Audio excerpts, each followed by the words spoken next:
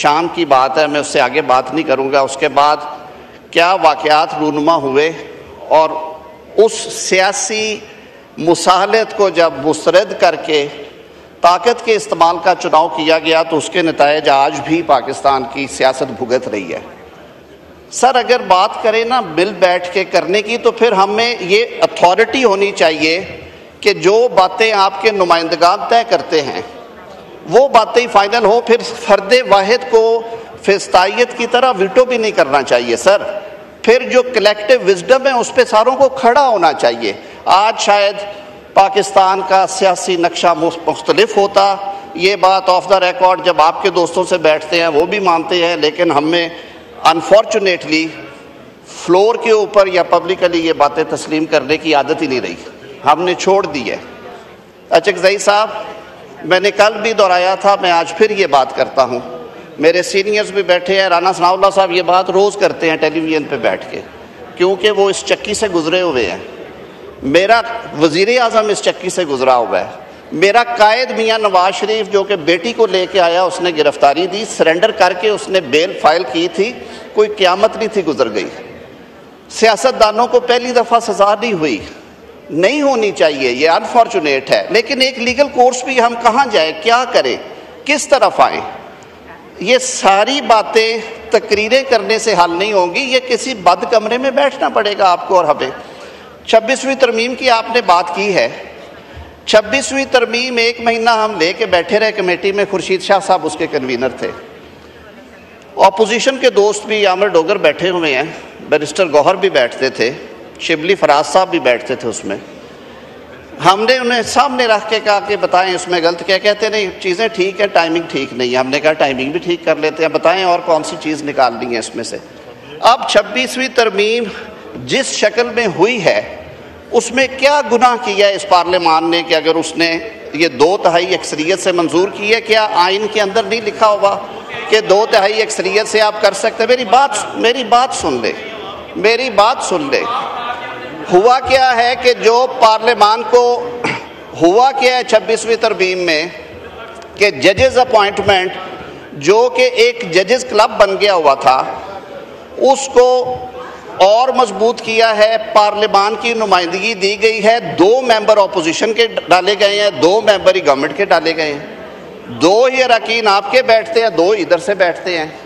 अक़लियतों को और civil society को एक नुमाइंदगी दी गई है। आप कहते हैं तो उन्हें कोई हक नहीं, हम भी कह देते हैं कि उन्हें कोई हक नहीं है कि वो फैसला साजी में बैठे। बार काउंसिल्स को नुमाइंदगी दी गई है, वो पहले भी थी।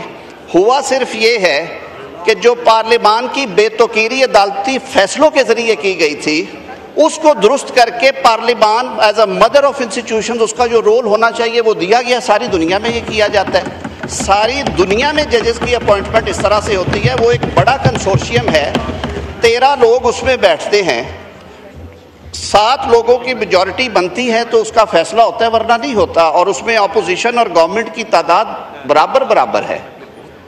आगे चलते हैं। कहा गया कि जी वकला इसको कबूल नहीं करते और वकला तहरीक चल जाएगी। मैं तो खुद यहीं पे हूँ, आपने बड़ी सख्त बात कर दी। मैं अपने आप को कटहरे में लेके गया था, पेश करने से पहले भी और पेश करने के बाद भी। असद कैसर साहब ने कहा था, मेरे भाई हैं, कि आप इसके बाद किसी बार का रुख करके देखिएगा। मुझे तो बार्स में जाता भी हूँ, बैठता भी हूँ, उनसे चाय कॉफ़ी भी पीता हूँ। बार्स को मजबूत किया गया है, उनकी नुमाइंदगी जो है वो आईनी तौर पे तस्लीम की गई है। कलेक्टिव विजडम के साथ बैठ के आप फैसले करते हैं। आज जो बैकलॉग था पिछले साल की निस्बत सर वो नीचे आया है। मैं पहले भी ये बात कहता हूँ कि हम ये सारी चीज़ें अगर बैठ के तय करें, सर 10 साल मुकदमात के फैसले नहीं होते। फौजदारी सजाए मौत का कैदी 11-12 साल डेथ सेल में रहता है सर, उसके लिए हमें कुछ नहीं करना चाहिए। सिविल मुकदमात 30 साल जो हैं वो डिसाइड नहीं होते, उसके लिए हमें कुछ नहीं करना चाहिए।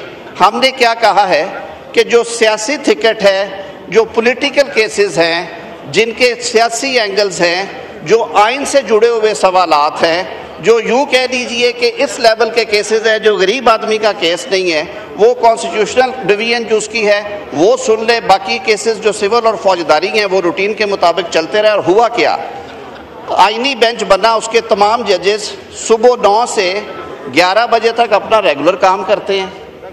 11:30 ब्रेक के बाद जो 184(3) के या जिसे हम पॉलिटिकल केसेस कहते हैं वो उनमें बैठते हैं, वो डे टू डे हेयरिंग्स करते हैं, बाकी कोर्ट चलती रहती है।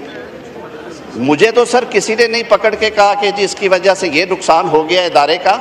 उसके बावजूद अगर आपके तहफ़्फ़ुज़ात हैं, आप समझते हैं कि इसमें मज़ीद बेहतरी लाई जा सकती थी, निज़ाम इंसाफ की फराहमी को मज़ीद शफाफ किया जा सकता है, तो फिर अपने सियासी इख्तलाफात छोड़ दे कि मेरे इस केस में क्या हुआ है, छोड़ दे कि मेरे साथ यानी कि आज से 5 साल पहले क्या हुआ है। आए बैठते हैं, मिल बैठ के, बल्कि मैं आप सब की मौजूदगी में 108 तरामीम हैं ज़ाब्ता फौजदारी में। क्रिमिनल जस्टिस सिस्टम तकरीबन कोलैप्स कर गया। खोसा साहब बैठे हुए हैं, या हम गुजारा ही कर रहे हैं, अदालतों में जो क्रिमिनल जस्टिस सिस्टम के बेसिक स्ट्रक्चर है वो ही बैठ गया है। जब 8-8 साल मैजिस्ट्रियल ट्रायल के कंक्लूजन का चांस खत्म हो गया, सेशन ट्रायल 6-6 साल चलते हैं। 108 तरामीम का एक मुसवदा लॉ एंड जस्टिस की कमेटी में पड़ा हुआ है। आए सारे मिल बैठ के उसको एग्जामिन करें दयानतदारी के साथ। उसमें तो कोई सियासत नहीं है ना, उसमें तो बल्कि लोगों के लिए आसानी की गई है। ज़मानतों के कानून को बेहतर बनाया गया है, रिमांड के जो फीचर्स हैं उसको बेहतर किया गया है, झूठी FIRओं को रोकने के लिए मैकेनिज्म दिया गया। वो तो आपका और हमारा इख्तियार है ना, ये आयल के इस तरफ क्या और इस तरफ क्या। आए वहाँ से शुरू करते हैं ताकि आम आदमी तक इसके समरात पहुँचे। हम पहले भी तैयार थे, वज़ीर आज़म पाकिस्तान की हदायत के मुताबिक हम आज भी तैयार हैं। लेकिन सर माहौल की इस गर्मी में, मैंने कल भी अर्ज़ किया था, डॉक्यूमेंट्स फाड़ने से मसले हल नहीं होते। सियासतदान की तरबियत ही डायलॉग है। आए इस डायलॉग के लिए बैठे, सर जोड़ के बैठे, कोई ना कोई रास्ता निकल आएगा। जहाँ पे नीयत अच्छी हो वहाँ पे रास्ते निकल आते हैं। बहुत शुक्रिया।